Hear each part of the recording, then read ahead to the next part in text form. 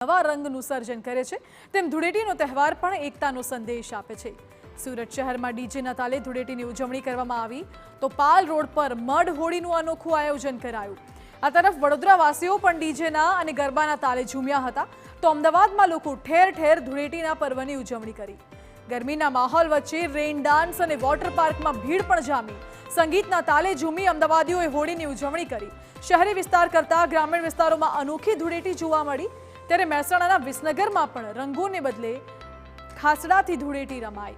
સામાન્ય રીતે લોકો ધૂળેટીની ઉજવણી રંગ, પિચકારી અને અબીલ ગુલાલ સાથે કરે, પરંતુ વિસનગરમાં રંગોની જગ્યાએ ફેંકાય છે જૂતા અને શાકભાજી। આશરે 150 વર્ષથી અહીં ધૂળેટીની આ અનોખી પરંપરા જળવાઈ રહી છે।